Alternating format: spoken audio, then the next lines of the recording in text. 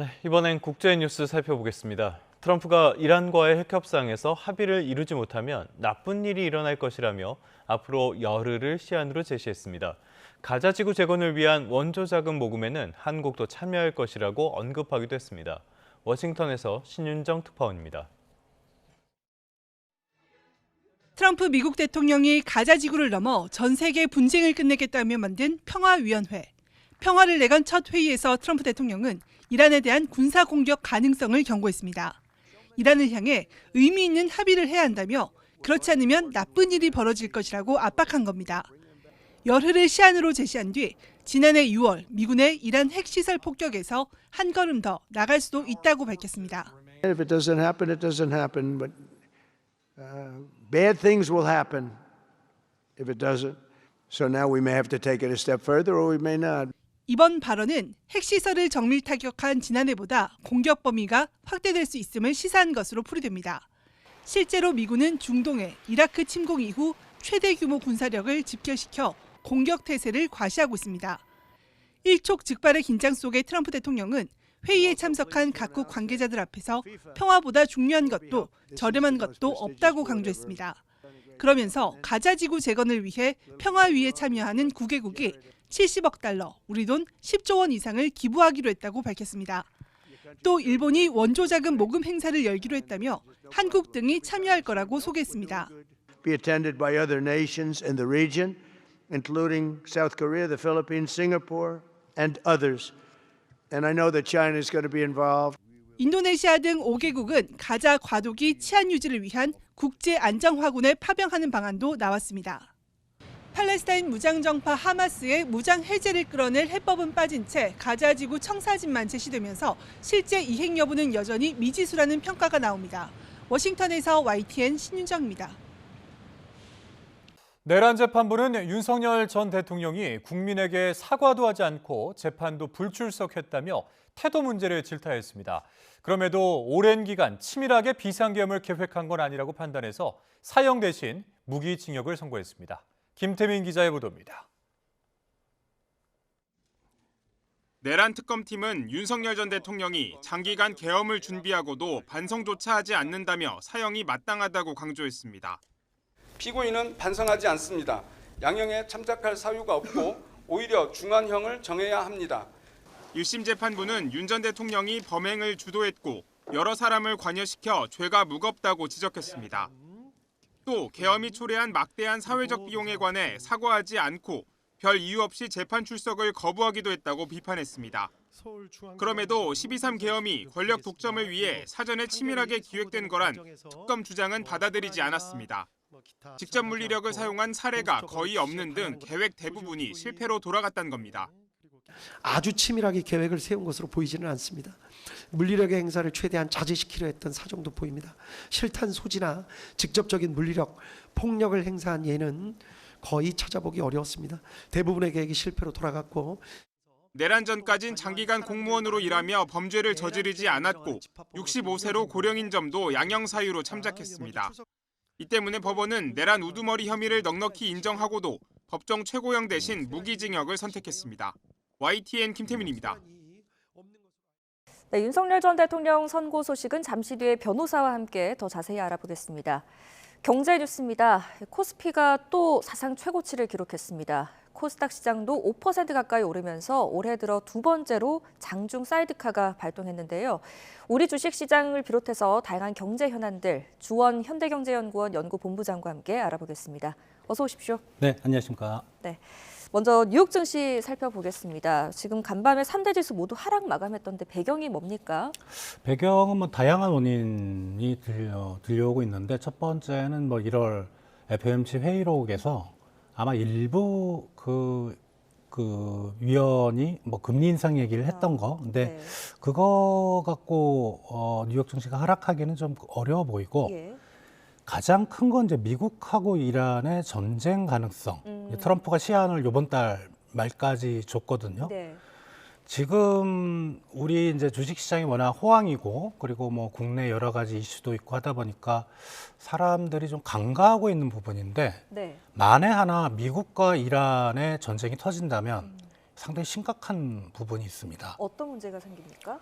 일단 그 2003년에 미국 이라크전 예를 들어 보면 전쟁 전까지는 예를 들어 S&P 500 지수가 한 16% 정도 훅 빠졌다가 전쟁이 발발되고 나서는 오히려 올랐거든요. 네. 근데 사람들이 약간 착각을 하고 있는 게 그때가 워낙 약세장이었어요. 그러니까 동아시아 외환위기, 그다음에 닷컴 버블 때문에 뭐 역사상 사상 최저 수준이었기 때문에 그 상태에서 전쟁이 터졌기 때문에 올라갔지만 지금의 미국 주식시장을 보면 사상 최고치를 기록하고 있거든요. 만약에 전쟁이 터진다면 심각한 좀 조정 국면이 도래될 수도 있겠다. 그렇게 생각이 됩니다. 증시뿐만이 아니고 지금 중동 지역의 무력 충돌 긴장감이 높아지면서 국제 유가도 들썩이고 있죠. 국제 유가가 보통 이제 3대 유종이 대충 배럴당 60달러 선 아래쪽 위쪽에서 형성이 됐었는데 네. 어제 선물 가격 보니까 이제 WTI 선물 가격 미국 쪽에서 생산되는 원유 그게 배럴당 65까지 갔고요. 네. 브렌트 영국 쪽에서 생산되는 게 배럴당 70달러까지 급등을 했습니다. 이거는 이제 전쟁의 가능성을 상당히 좀 우려하고 있는 거고 그게 왜 그러냐면 이제 이란이 있는 쪽에 뭐 많이들 아시겠지만 호르무즈 해협이라고 네. 전 세계 원유 해상 물동량의 30%가 그 유조선이 지나갑니다. 그럼 그게 차단이 되거든요. 그래서 그런 부분 생각할 때 국제 유가가 상당히 좀 크게 반응을 하고 있는 것 같고 금 가격은 이제 그 미국 시장 가격으로 온수당 1월 29일 날 종가 기준으로 5,318달러가 가장 최고가였는데 네. 그래서 5,000달러 밑을 좀 하회하다가 어제 5,000달러 온수당 또 다시 5,000달러 뚫고 위로 올라갔습니다. 그러니까 전쟁이 일어나면 미국 경제에 대한 불안, 그렇다면 이제 안전자산인 금이 선호가 되는 거죠. 이제 그런 현상들이 아주 강하다고는 볼 수 없는데 네. 지금 뚜렷하게 나타나고 있는 상황입니다. 뉴욕 증시와는 달리 질주를 하고 있는 우리 코스피 시장도 한번 살펴보겠습니다. 어제 또 사상 최고치를 기록했는데 주요 요인은 뭐라고 보십니까? 가장 큰 건 이제 반도체 업황의 호황이고요. 뭐 SK 하이닉스라든가 삼성전자 주가를 보시면은 쉽게 아실 수 있을 것 같고, 물론 이제 미국 시장에서의 어떤 AI 산업에 대한 기대 이런 것 때문에 우리나라 이제 반도체 수요가 많아지고 결국은 이제 그런 것들이 우리나라 주식시장에서 시가총액 차지하는 비중을 보면 삼성전자와 하이닉스가 대략 한 30에서 40% 정도 되거든요. 네. 그러니까 끌고 올라가는 이제 그런 힘이 강했던 것 같습니다. 네. 자, 이와 함께 또 코스닥도 5% 가까이 급등하면서 올해 두 번째 사이드카가 발동됐는데 이거 과열 신호로 봐야 됩니까? 사이드카가 발동됐다고 반드시 과열 신호로 보긴 좀 어렵고 네. 뭐 오히려 반대로 얘기하면 워낙 코스닥 시장은 사실 코스피 시장보다는 덜 올랐다는 왜냐하면 코스피에 투자하신 분들 보면 대부분 그런 생각들 하세요. 주가가 올라서 좋은데 이게 과연 언제까지 갈 거냐. 그렇죠. 근데 코스닥은 좀 덜 올랐네. 또 최근에 좀 올라가는 분위기네. 또 이제 코스닥 시장 같은 경우는 이제 정부에서 그 거래소에서 이제 코스닥 시장의 어떤 건전성이라든가 네. 이런 걸 통해서 이제 시장을 건전하게 만들고자 하는 정책적 뒷받침 이런 기대감들이 섞이면서 이제 코스피에서 코스닥으로 좀 넘어오시는 분들이 있고 이제 그러다 보니까 코스닥 시장이 좀 빠르게 최근에 좀 올라가고 있는 모습인 것 같습니다. 네. 앞서 말씀하셨듯이 반도체도 워낙 호황이고 이렇게 여러 가지 상승 동력들이 있는데 상승 동력이 강할수록 반대로 또 변동성도 커질 수 있지 않습니까? 일각에서는 코스피 7,900 전망도 나오고 있거든요. 이런 상승세 언제까지 이어질까요? 이제 외국계 투자은행에서는 7,900을 얘기했고 국내 증권사들도 보면은 뭐 7,000 이상을 언급하는 회사는 약간 좀 드문 것 같고, 예. 뭐 한 6,000 정도, 뭐 아니면 5,000대 후반. 근데 지금이 이미 5,000대 후반으로 넘어갔잖아요. 네. 그렇다면은 뭐 6,000도 바라보는 건 가능은 한데 사실 우리나라 증시가 국내적인 요인만으로 이렇게 올라왔다고 보기는 어렵거든요. 그러니까 상당히 지금 올라온 요인 중에 정부의 어떤 주식시장의 뭐 파워라든가 건전성 개선에서 올라간 부분도 있지만 상당 부분은 이제 미국 시장이라든가 글로벌 산업의 어떤 변화 이런 것 때문에 올라갔는데 이렇게 올라간다는 건 이제 미국 증시에 대한 의존도가 점점점 커질 수밖에 없는 거고 만약에 앞에서 말씀드렸던 뭐 미국과 이란 간의 전쟁이라든가 우리가 또 생각하지 못했던 미국 금융시장의 불안이라든가 이런 게 터지면서 미국 증시가 크게 조정을 받으면 우리나라 증시도 역시 연동돼서 조정을 받을 수밖에 없고 특히 이제 그럴 가능성이 점점 높아지는 게 사상 최고치를 기록하면 기록할수록 네. 변동성은 말씀하신 대로 커질 수가 있거든요. 네. 그래서 그런 부분은 좀 유념을 하셔야 될 걸로 생각이 됩니다. 네, 알겠습니다. 투자할 때 유념하시기 바랍니다. 네, 정부에서는 어찌됐건 이런 주식시장 활성화에 대해서는 반기고 있지만 부동산에 대해서는 좀 강경한 입장을 보이고 있는 것 같습니다. 대통령이 또 한 번 망국적 부동산 공화국이라는 메시지를 남겼는데 어떤 의미로 봐야 될까요? 일단은 계속 나온 얘기가 이제 다주택자에 대한 규제를 말하는 것 같고, 그리고 이제 사실 지금 정부의 기조가 뭐냐면 머니 무브거든요. 부동산 시장에 돈이 천문학적으로 묶여 있는 거죠, 사실은. 그게 이제 주식시장으로 흘러가주기를 바라는 건데, 네. 이 부분에 있어서는 대부분의 국민들은 공감합니다. 사실 뭐 개인적으로 모든 국민들이 생각할 때 가장 큰 지출이 들어가는 부분이 주거비, 특히 이제 그렇죠. 주택을 구입하거나 전세로 살 때 사실 그 부분이 좀 해소가 된다면 소비로 이어질 수 있는데 이게 쉽지는 않은 거죠. 네. 그러니까 많은 정부들이 이런 부동산 시장에 집중된 자산 시장의 좀 불균형 구조를 해소하려고 노력을 했고 네. 그게 하루아침에 될 거라고는 아무도 생각을 안 하고 그래서 이제 정부에서도 계속적으로 이제 그런 메시지를 던지는 그런 걸로 생각이 됩니다. 네, 이 머니 무브가 이루어져야 하는 그 방향에는 공감을 많은 사람들이 하고 있지만 그 방법론에 대해서는 여러 목소리가 나오는 것이 현실인데요. 그래도 그럴 것이 지금 다주택자 그리고 임대사업자에 대한 또 겨냥을 하고 있지 않습니까? 이에 더불어서 이런 압박이 과연 다음 대상은 어디일까? 누구가 될까인데 어떻게 전망하십니까? 시장에서 여러 가지로 보고 있는데 이게 과거 이제 문재인 정부 때 규제 정책을 보면 다주택자, 그때는 임대사업자를 약간 좀 풀어줬던 느낌도 있었고요. 네. 결국은 이제 보유세로 넘어가거든요. 그렇죠. 예, 네. 지금 양도세는 이미 했고요.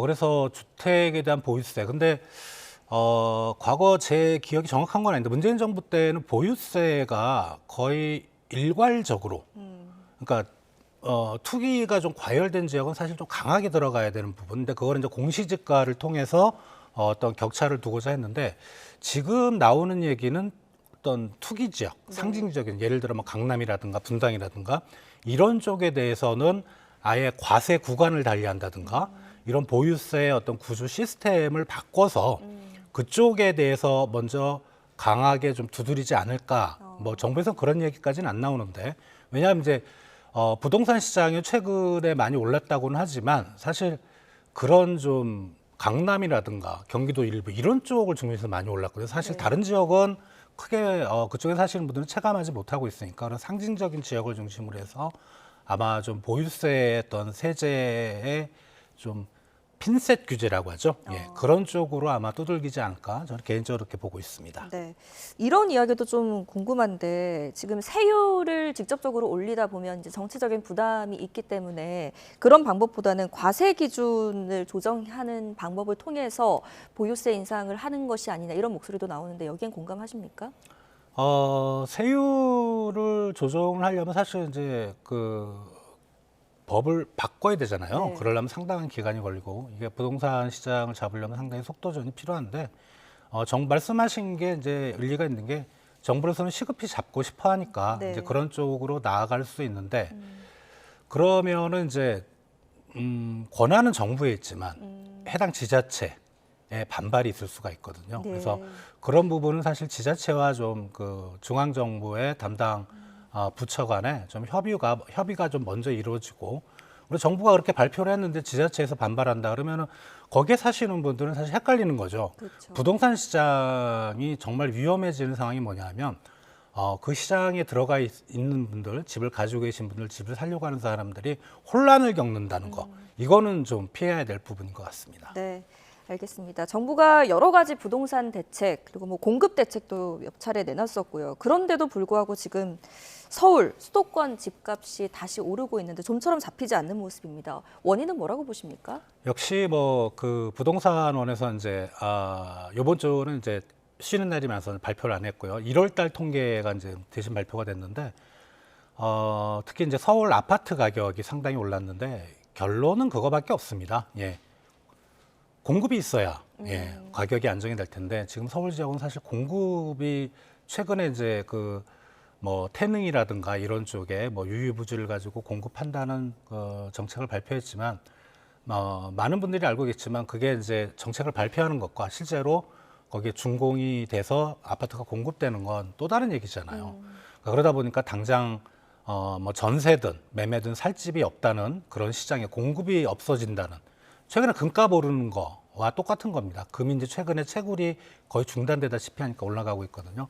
이제 그런 부분을 생각할 때는 부동산 시장을 잡기 위해서 앞에 말씀드렸던 그런 메시지 정치도 좋고, 그다음에 뭐 세금 시스템을 바꾸는 것도 좋지만 가장 우선돼야 될 게 공급인 것 같습니다. 네. 자, 이런 분위기 속에서 지금 30대가 생애 최초 매수의 절반을 차지했다는 소식이 전해지는데 이렇게 적극적으로 뛰어드는 이유는 뭘까요? 일단은 작년 통계고요. 연간 통계인데 작년에 우리 부동산 시장 흐름을 보면 이렇게 올라가는 분위기잖아요. 네. 그게 가장 컸고, 두 번째는 다른 연령대는 많이 좀 줄었어요. 근데 30대의 특징이 뭐냐면 처음에 이제 결혼하고 직장을 잡고 이러면 정책 자금 대출이 가능합니다.